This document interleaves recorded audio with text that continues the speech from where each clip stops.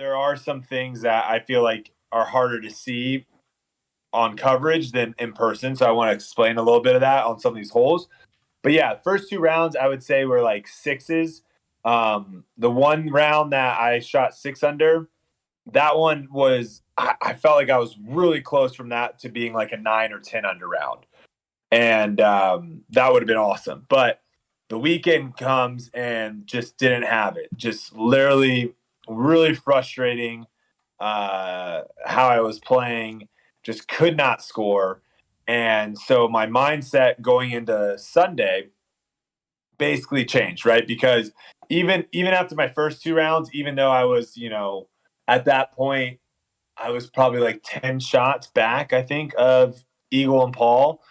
I'm still thinking that I have a chance of winning, right? If I go out and have an incredible weekend, and they slip up, who knows what can happen, right? After round three, things are obviously, played out a little bit, and it's clear that now a top 10 is essentially what I'm after. And that was kind of my goal going into the final round, was a top 10. Now, started off super slow, which was the theme of my entire tournament. Hole one is a birdie hole, didn't birdie it a single time. Hole two, birdie hole, didn't birdie it a single time. Did throw it into the circle once, but missed my 25-footer for birdie. Threw OB once, made bogey. Threw it over into the trees, threw it to like 25 feet, missed that putt so I played that hole 2 over. So I was 2 over par on the first two holes, which is really bad. I would look, if you looked at the top 10 guys, I'm guessing they averaged probably 5 under par on those first two holes, and I was 2 over. Hole three, which is a birdie hole, I eagled it 1 round, which is awesome. But hole three is also a birdie hole, and I ended up parring it after throwing OB. And so now I'm even par through three. Not a good start. I can continue to kind of just like flutter along. And my whole thing, I had an incredible caddy, by the way, Timmy, absolute beast. Our whole strategy was like, we're not going to look at the scoreboard at all, because our play style doesn't change until hole 15. We are going aggressive mode on every hole, trying to birdie every hole. And then once we get to hole 15, 15, 16, 17, and even 18, all are holes that you can actually play differently, right? You can play aggressive for birdie, or you can play smart for par. So we get to hole 15, and I already am like, at that point in time, I don't even know how. I'm like, I don't know, 1 under par, 2 under par, something like that. I'm like, I know I've dropped so far off this leaderboard. But I look at it and I'm like, I think I'm like 20 something, 25th or 7th at this point. So now I'm like, all right, top 10, I can't get a top 10. It's not possible. So now I go down the next thing on the list. The next thing on the list was a USDGC spot. So I start looking at that. Number one and number two are guys that are, I think, at this point, I'm on 15. They're like on 12. They're both like 17 or 16 under par. So they look like, unless they have an absolute collapse, those two spots are locked in. Canute in the clubhouse at like 15 under or something like that. And he's locked in. There's no way, unless that like, eagle two, birdie out and eagle 2 holes, there's no way I'm catching him. So he's locked in. Go down. Number 4 is the guy on my card, Daniel.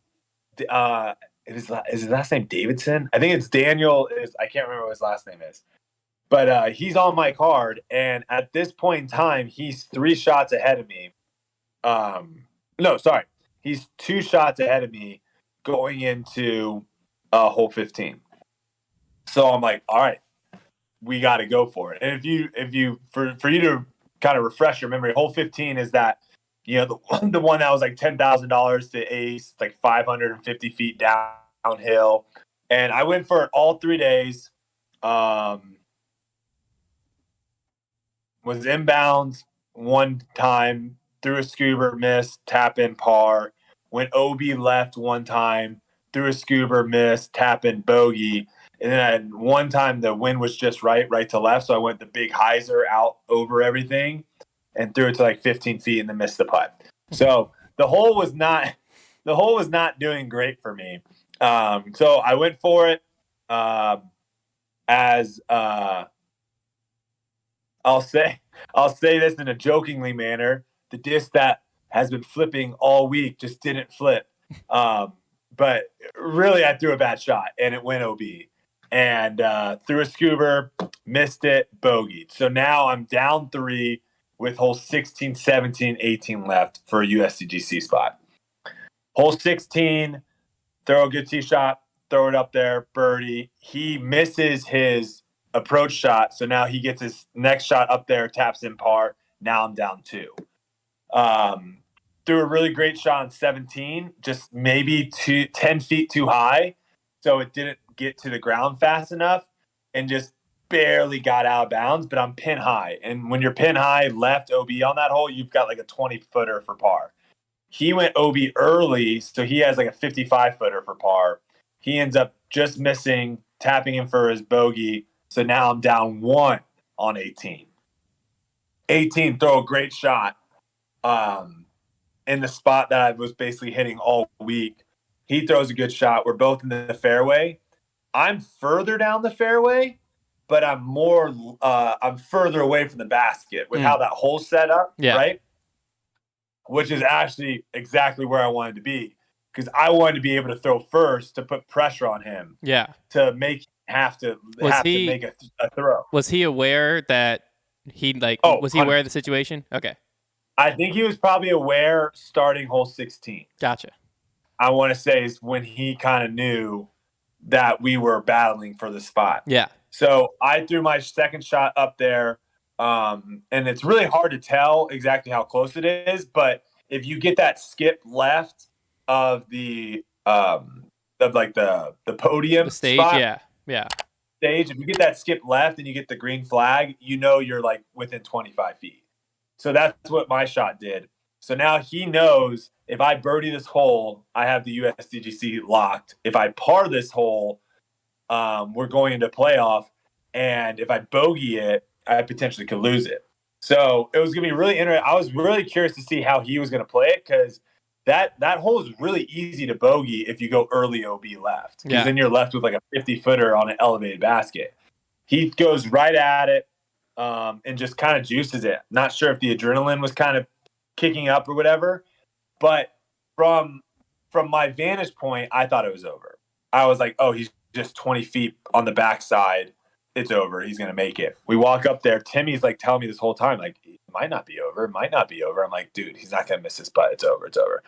We get up there. We see a little bit of his teal disc, and it's under the tree. And I'm like, whoa, okay, it's a 20-footer, but now he's got like a tree in his – it's not just a pure basic 20-footer. Yeah. So he gets up there. He's like straddling out, kind of almost on a knee, and gives it a good effort, goes off the cage. I step up to my 25-footer, or 20-footer, whatever it was, which I was extremely nervous. And thank goodness it found the chains and went in. And now at this point, we're both tied for 4th. And we're like, all right, well, what the heck? I knew that we couldn't start the playoff right away, because there was that chance of one of those two guys really, 16, you can take a 10. Yeah. It's not hard. Yeah. And we're going to talk about 16 here in a second. But I knew that. I mean, heck, someone could, God forbid, injure themselves, DNF. There's a lot of things that could happen. Yeah. To where it's like we have to kind of wait. And so we ended up waiting, I think, until like hole 18. And they told us that the playoff holes for us were going to be 1, 2, and 3. Okay. Your nemesis. I didn't birdie one. One, I literally threw a different shot every round. I threw a different shot every round. Again, my fault, but one of the unfortunate things with, my back issues and stuff was I was very limited in practice. And I threw one of the 2 shots I threw on one, because we did the practice round and then we did the doubles battle. One of the shots that I threw on it was like my straight buzz. And I think it hit a tree. And that's why I think it ended up being parked. And I didn't realize that until probably the second round when I threw the same exact shot, or what I thought was the same exact shot. It ended up going all the way through the trees, got on the road, and then rolled 100 feet down the road. Oh, geez. So that hole, I was throwing my straight zone. I was trying 2 different buzzes. I was trying a different shot every round. Couldn't figure it out. Hole 2, and we'll get into this a little bit because I want to talk just about how I heard you guys talk about it on Grip Locked, but I want to like really dig in a little bit about how impressive Eagles' win is, because I also was not able to throw forehands because of my back. And hole 2, that forehand is so easy. Yeah. It is such an easy birdie hole if you can throw a forehand. And round 4 was the first round that my back was feeling good, and I was able to kind of throw forehands without, hesitation. And so we couldn't practice hole 1 because they had a bunch of people up there watching the jumbotron screen up there and all that stuff. So the TD said that we could practice hole 2 and hole 3. So hole 2, I busted out my Zeus and like parked it 3 times in a row. And I was like, all right, it's a forehand Zeus. I got this hole dialed in. Hole 3 was getting that drive dialed in because I had just previously gone OB, then whatever. So we're basically like an hour and a half of just kind of milling around. I know hole 1's basket is elevated. So I spent all my practice putting on hole 3's basket, which is also elevated. And it was just getting reps at like 20, 25 feet, just feeling that, just waiting. We work our way back to hole 1, and he's like, all right, the TZ's like, all right, since this isn't like a part of this tournament, you don't need necessarily have an official with you. You guys just go out and handle it yourselves and then come back and tell us who won. And we're like, all right. So I was like, all right, let's flip. Boom, flip it. It lands. I win the flip. I'm like, I'm going first. And this also was we also, even though I couldn't practice on hole 1, I was simulating that shot on hole 2 and hole 3 with my zones and trying to figure it out. So I have this new jawbreaker zone in my bag that I was throwing on hole 8. I was like, let's try that. In practice, it looked really good, and busted it out, and it looked good 25 feet left. And I was like, all right, finally, I actually have a putt at birdie for this. This is the crazy thing. This guy, he had a really good backhand, but I guess with just how the hole lined up, he just felt more confident hitting the gap with a forehand. So like he threw and I played with him the previous round, and that's a really hard like flip up turnover forehand. Yeah, touchy shot. He did not do it well in the round we played. He did it really well in the playoff to where it went a little bit too far. So he had like a 34-footer just outside the circle. He barely missed it. I stepped it to my putt, cashed it in, and I was like, let's go. and it was one of those things of where it was so sweet birding that hole after that hole gave me so many struggles when I knew how easy of a hole that was, that I was just, every time I parred it, I was like, I'm giving strokes to the field. I'm giving strokes to the field. So that was an incredible feeling. But then also, like, this tournament was, like, if I go back and really, like, dissect it, it was a pretty much of a letdown for me because I really felt like I could have competed at a much higher level and really put myself more in the mix. And I just kind of wasted a really good opportunity, and I hate wasting opportunities.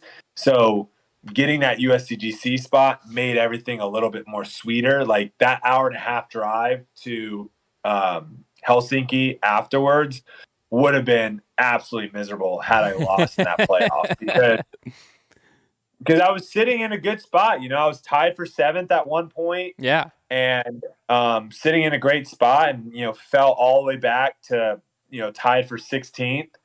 And if I would have walked away without a USDGC spot, tied for 16th, it would have been like, man, this was just a waste of an opportunity. So that was the USDGC story. Back-to-back years qualifying in a playoff, which is kind of nuts.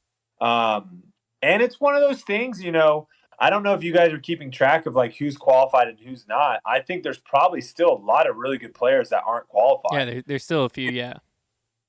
it's getting harder and harder to qualify for these things. And, a lot of these Europeans are coming over for a lot of the tournaments the rest of the year. And so they're going to probably take up some spots as well. And it's one of those things like it feels really good having that monkey off your back. Yeah. And, it was something that I don't know, maybe I was a little bitter a little bit with the fact of it's like I got a top 3 and didn't get a spot just because Innova decides what tournaments they want to do qualifications for and what's not. So like that was kind of one of those things where it's like that would have really sucked had I just didn't qualify basically. Somehow. But, yeah. Right. Is it something we got that it over with? Was qualifying something that you think was adding pressure to like every tournament you were playing, like knowing you hadn't qualified yet, and the later and later you got in the year? Was that something you were thinking of going into weekends, or was it just like late game situation? Yeah, it was that. It was the same thing as this. Like I wasn't thinking. I honestly didn't even realize that there was USDGC qualifying until after round 1 when I went and checked scores on UDisc and saw that the USDGC thing was there. Yeah. So I didn't even know that this was an event for it. And like I said, I didn't even pay attention to it until the top 10 situation was out of reach. Once that was out of reach, then it was like, all right, what do I have to do to get this USDGC qualifying? Because the way I was playing it is like, if I play well, I'm going to get it. Yeah. Right? If I get fifth at European Open, I'm going to get it. So, I don't think it was adding any extra stress. It was always just one of those bummers of where, that's kind of been my MO a lot this season of where I've been on lead cards, I've been on chase cards early in tournaments, and then I've kind of just like fallen off.